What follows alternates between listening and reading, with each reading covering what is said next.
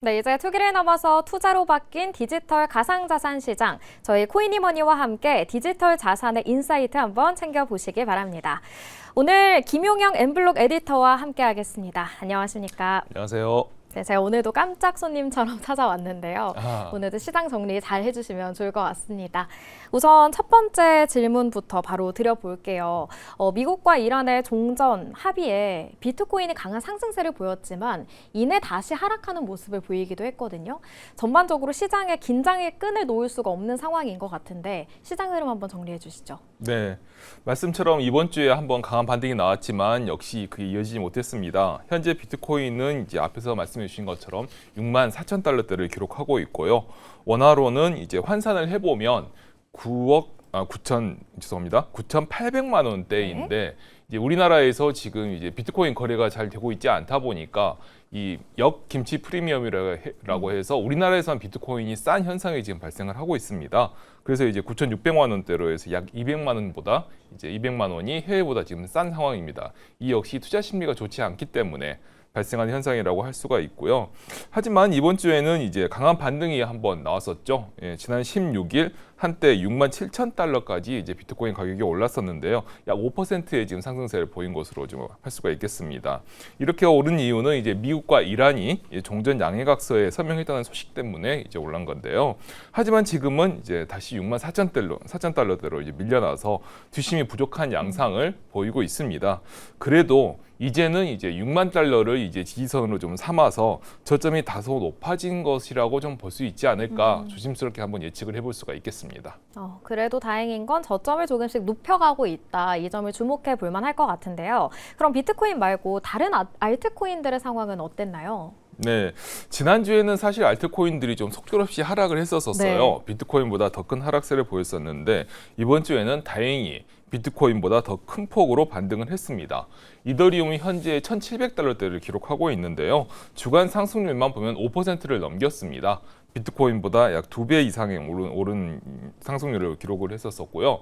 그리고 이 외에 솔라나가 10%, 하이퍼리퀴드가 28%로 급등하는 등 두 자릿수 상승률을 기록한 알트코인도 지금 심심찮게 찾아볼 수 있는 상황입니다.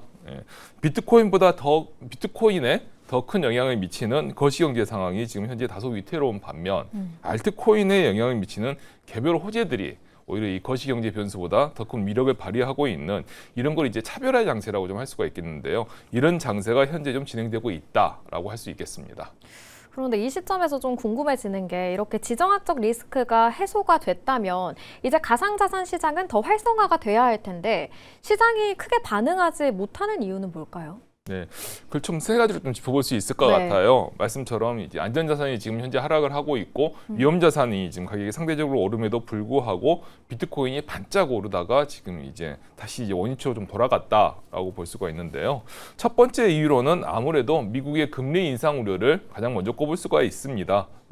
어제 방송에서 이제 연방공개시장위원회의 관전 포인트를 다룬 것으로 알고 있는데요. 오늘 새벽 그 결과가 나왔었는데 생각보다 더 매파적이었죠. 그래서 연말 금리 전망 중간값도 0.4%포인트가 좀 올라서 금리 인상 가능성이 더 높아졌다고 할 수가 있습니다. 그리고 역시 인플레이션 전망도 상향이 됐고요. 미국과 이란의 전쟁에서 유가 상승이 비트코인 가격 하락으로 이어지는 이 연결고리가 이 인플레이션입니다. 따라서 인플레이션 우려가 높아지면 시장의 유동성을 축소하는 방향으로 정책이 진행될 것이니까 비트코인과 같은 위험자산에는 당연히 악재로 작용할 수밖에 없는 상황입니다. 네. 여기에 새로 임명된 이제 케빈 워시 연방준비제도 의장의 성향도 이번 회의를 통해서 이제 드러났습니다. 당초 예상과는 약간 다르죠. 완화적 통화 정책을 펼칠 인물로 이제 예상이 됐었습니다만 첫 번째 회의 결과 그렇지 않는다는 평가가 지배적입니다. 이 또한 역시 비트코인을 압박하는 요인으로 꼽을 수 있겠습니다. 맞아요. 케빈 워시에 우리가 그래도 기대를 걸어봤는데 막상 까고 보니 매파였다. 엄청난 매파였다. 이런 반응이 나오고 있는데 FOMC 회의로 공개 이후에 미증시도 또 하락하기도 했잖아요. 그런 맥락과 비슷하게 이어볼 수 있을 것 같고 그렇다면 두 번째 하락의 이유는 뭘까요? 네, 사실 첫 번째 이유와 약간 유사하다고 좀 할 네. 수가 있는데요. 바로 일본의 금리 인상입니다. 미국에서는 이제 금리 인상이 이제 전망되고 있잖아요. 하지만 일본은 실제로 금리를 인상을 했습니다. 일본은행이 기준금리를 0.75%에서 1%로 올렸죠. 그래서 현재 일본의 금리가 31년 만에 최고치를 기록을 하고 있습니다. 일본의 금리 인상은 이제 전 세계 자본시장에 걸쳐져 있는 이른바 엔캐리 트레이드죠. 이걸 위축시키기 때문에 비트코인에도 부정적이라고 할 수가 있습니다.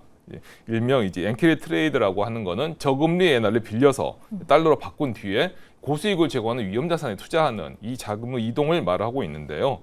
이런 엔캐리 트레이드 같은 경우는 일본의 금리가 오르면 대출 비용이 올라가기 때문에 경우에 따라서는 차라리 상환을 하는 게 낫다라는 결론을 내릴 수가 있게 됩니다. 따라서 과거에 일본이 금리를 올릴 때마다 비트코인 가격이 떨어졌는데요.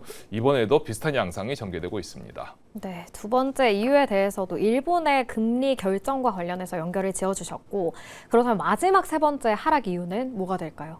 네, 이 일전에 말씀드렸던 네. 스트래티지 우선주 가격 이탈을 좀 꼽을 수가 있겠습니다. 스트래티지의 우선주에 대해서는 이제 비트코인의 잠재적 위협이 될 수 있다라고 지난주에 제가 한번 말씀을 좀 드렸었어요. 이 우선주는 $100의 가격이 고정되어 있는 것을 전제로 해서 연 11.5%라고 하는 굉장히 높은 배당을 지급하는 우선주입니다. 이 스트래티지가 이 우선주를 발행을 해서 비트코인을 조달하는 자금을 확보하는데요. STRC라고 부르죠. 이 우선주는 $100보다 가격이 낮아지면 배당을 높이고, 그리고 가격이 높아지면 배당을 낮춰서 매각을 유도하는 이런 형태로 해서 $100의 가격에 좀 고정시키는 것을 유도하는 형태인데요.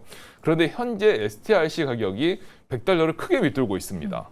한때 $90 아래까지 지금 떨어진 상황인데요.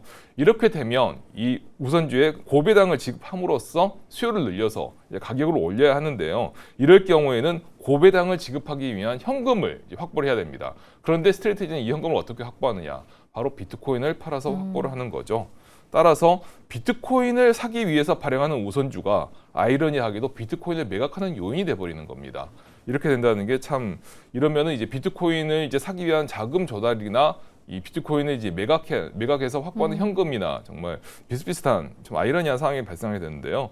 이런 전 세계 최대 비트코인 보유사인 스트래티지가 이렇게 비트코인을 매각할 수도 있다는 우려가 이제 또 높아지고 있는 거죠. 이건 당연히 비트코인에 현재 악재로 작용할 수밖에 없는 상황입니다. 네, 정말 아이러니한 상황이 좀 펼쳐지고 있는 것 같습니다. 이렇게 비트코인이 힘을 내지 못하는 이유들을 짚어주셨는데, 그런가 하면 알트코인은 이제 다시 좀 볕이 쬐지나? 라는 기대감도 들거든요. 알트코인은 좀 활기차 보이는데 그 이유가 뭘까요? 네, 사실 이전 한 달 전일까요? 한 달이나 뭐 그 좀 전에는 네. 제가 이제 비트코인이 알트코인보다 더 투자 비율이 높다. 알트보다는 비트코인을 이제 보시는 게 좋다라고 말씀드렸는데 네. 상황이 또 순식간 또 바뀌고 있습니다. 지금은 완전 달라졌을까요? 맞습니다. 네. 달라졌다고 볼 수가 있고요. 비트코인이 현재 이제 매크로 변수에 지금 흔들리고 있는데요. 하지만 알트코인에서는 지금 이제 전통 금융과 디파이가 만나서 이제 새로운 디지털 금융을 형성하는 흐름이 지금 가속화되고 있는 것으로 볼 수가 있습니다. 여기서 이제 첫 번째로 들 수 있는 것이 바로 대표적인 탈중앙화 거래소인 유니스왑입니다. 유니스왑이 이제 스테이블 코인인 USDC의 발행사 서클이 이제 만들고 있는 메인넷 아크라고 하는 게 있습니다. 이 아크에 유니스왑이 합류한다고 발표하면서 가격이 두 자릿수 급등을 했어요. 이 아크는 서클이 스테이블 코인에 특화시켜서 만들고 있는 메인넷으로, 이 아크가 만들어지면 스테이블 코인에 기반한 여러 새로운 금융 서비스가 활성화될 것이라고 많은 분들이 지금 기대를 하고 있어요. 그래서 이 메인넷, 스테이블 코인 특화된 메인넷인 아크에 대표적인 탈중앙화 거래소인 이제 유니스왑이 이제 합류하면서 금융 서비스의 기초를 마련한 것이 이제 이런 가격 상승을 유도하는 것으로 지금 보이고 있습니다. 여기에는 이제 유니스왑 이외에 대표적인 탈중앙화 대출 서비스인 아베, 그리고 스테이블 코인 간 스왑 서비스를 제공하는 커브도 아크와 협력을 하고 있고요. 이들도 이제 좀 수혜를 볼 수 있겠다라는 기대를 좀 할 수가 있겠습니다. 네, 이제는 비트코인보다 알트코인에 좀 주목해봐야 하는 시기가 아닐까 이런 생각도 드는 것 같습니다. 오늘 말씀은 여기까지 듣겠습니다. 지금까지 김용영 엠블록 에디터와 함께했습니다. 고맙습니다. 감사합니다.